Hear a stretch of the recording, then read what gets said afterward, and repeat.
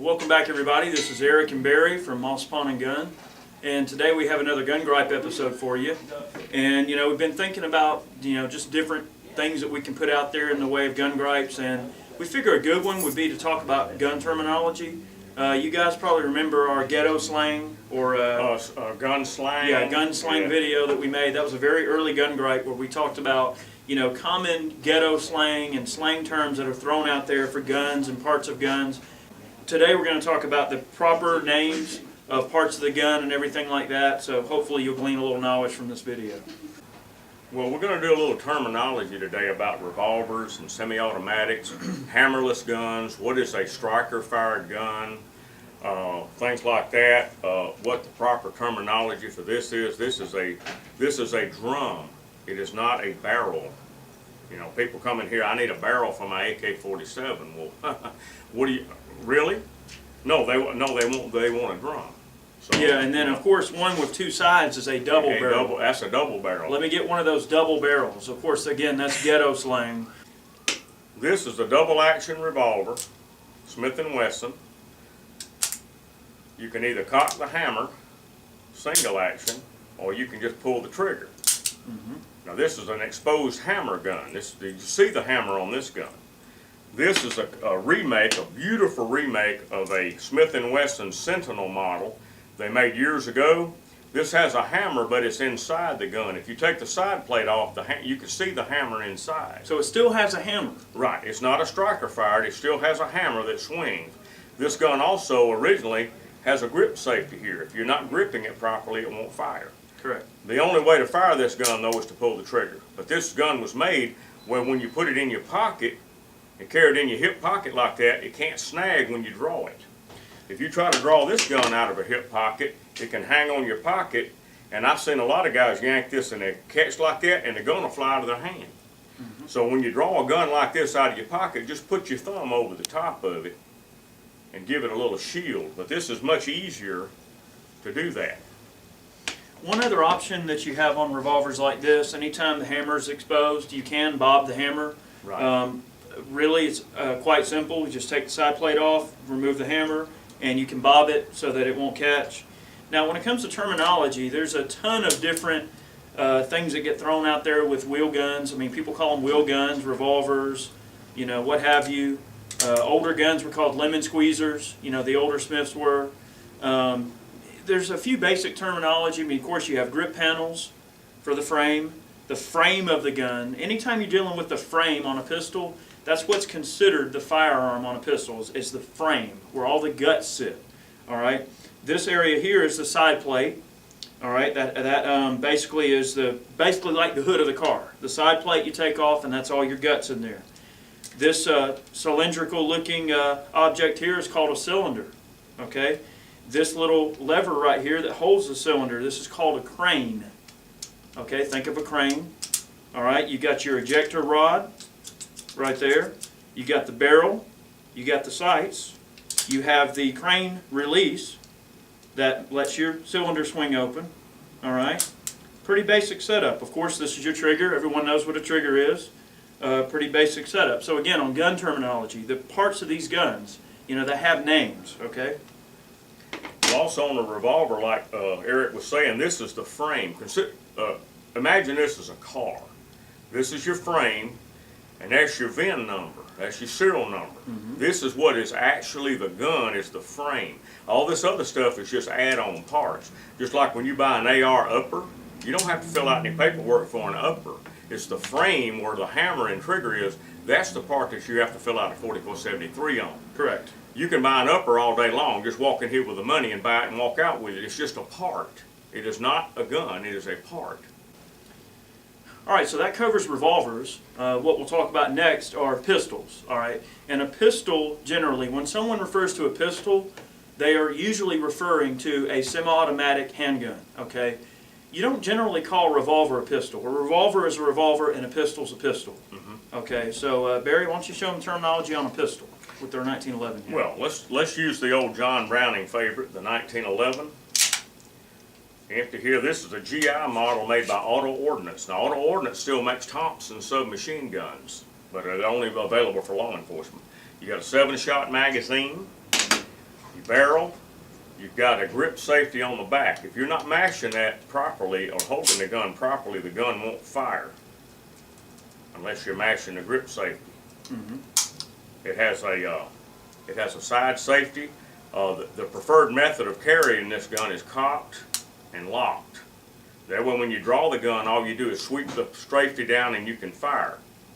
Now, this gun is over 100-year-old design, so you have to remember that even though this was king of the hill in 1911, this may not be the ideal carry gun. That's going to get a lot of people. I used to carry one. I carried one of these 10 years. Every day of my life I carried a 1911. And then I started shooting Glocks in 1986, and I slowly gravitated to the Glock. It holds twice as many shots. It's lighter, more durable. You have to take care of this gun a little bit more, and the lubrication of this gun is more critical than with a Glock. This is a fine gun. Don't get me wrong. A 1911 is a beautiful design.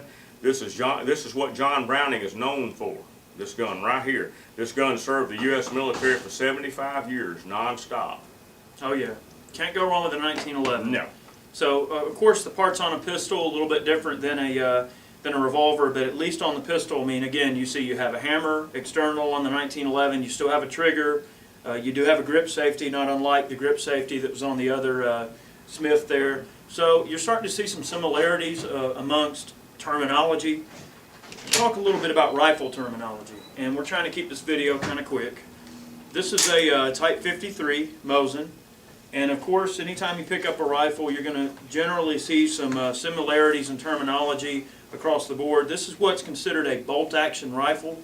What a bolt action means is, of course, you have a bolt mechanism that literally, it gets its name because it looks like a bolt, all right? You know, up and back, that unlocks it and locks it.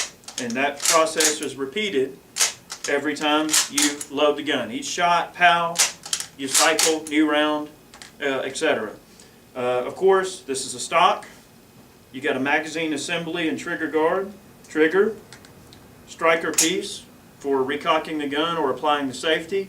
On a rifle, if I were to take the stock, action, barrel, everything off, you have the basic action can be considered the magazine, trigger assembly, bolt, and that is considered the action. That's what that whole assembly is known as, is an action. You have your barrel, your tangent sight in the rear, you have a fixed bayonet that's on the rifle. Of course, you know, anytime you put a knife on a rifle, it's called a bayonet. So just basic terminology, knowing the parts of the gun. Of course, on the back of the rifle, on the stock, you have a butt plate. It's called a butt plate because it's a plate on the back of the butt stock. This is called a butt stock. So again, simple rifle terminology, very simple. Okay. Anything else we're lacking? Well, Let's show them something a little newer. the good old AR. Oh yeah. You got a 30-round magazine generally, but you can get 5, 10, 20, 30-round mags, or you can use the drum, the 100-round beta mag. You can use that with it.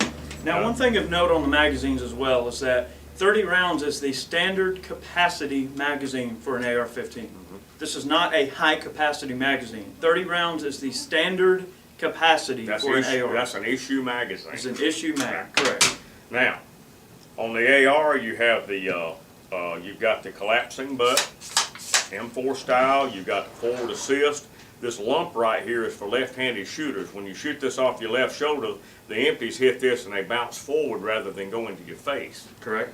You got your barrel, 4N, a magazine well. This is where you put the mag in, the mag well. You got a dust cover to keep dust out of it.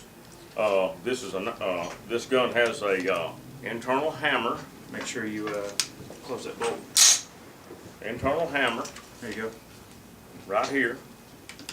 You got your safety, it blocks your hammer. You can't move. You can clean your AR this way from the back end like you're supposed to do it. And that's the basic mechanism of an AR-15 or M16 type gun. This is not an assault rifle. Right. It is not an assault rifle. The media hung that on this gun because they're trying to demonize this weapon. That's right. Okay. Well, Barry, let's also tell them about the common misconception about 22 LR ammo. Okay. Let's show them that. We're having a shortage of 22 LR right now, and 8 out of 10 people that walk in that door say, give me a box of 22 longs. You got any 22 longs? Well, what they want is a 22 long rifle. That's what they want. But they call it a long, and they do make a round called a 22 long. You have a short, a long, CB caps. There's all kind of 22s. Yeah, a long is a specific cartridge. Right. That they are not interchangeable. Well, in certain guns, yes. I mean, a gun that is chambered in long rifle will generally fire longs, shorts, or anything smaller than what it's chambered for, generally, as long as it'll feed from the magazine. A good example is the Marlin Model 25, the way the magazine is designed. It'll feed anything through it. Calibres, shorts, CB caps, it'll feed longs, long rifle. Great gun, the Model 25. So hopefully this cleared up some of the misconceptions we get. We still need to talk about striker-fired pistols, Barry. Right. So let's show them a striker-fire. This is an SR9 Ruger. This was the first striker-fired gun Ruger ever made. The P95, the P-Series, P89s, they all have external hammers. This gun is a striker-fired gun, and it's the first one Ruger ever made. Now a striker mechanism, the way that it works, unlike a traditional hammer system where, of course, the hammer strikes the firing pin and sets off the cartridge. Well, this system has a trigger design that pushes a striker back and up and out, and then it releases. It's an internal striker mechanism. So it's literally like a small mechanism with a firing pin and spring built in. Okay, you don't have a hammer. Basically, the best way to look at it is it's a firing pin that is spring-loaded, as opposed to a hammer which strikes a stationary firing pin. Okay, so basically that whole arrangement, the whole idea is that it's supposed to allow for fewer moving parts. Right. You know, less to go wrong. You don't have to worry about the hammer snagging on nothing. It allows the gun to be hammerless. So a striker-fired gun has a lot of virtues. There are a lot of older school people that think that you have to have a hammer on a gun. Like, I'm a 1911 guy. I love a quality 1911, but I'm not opposed to a good Glock as well. There's not a day goes by a customer comes in and wants to buy a semi-automatic pistol. They want one with a hammer because they think that is a more reliable gun. Right. But you take this Kel-tech P11 here.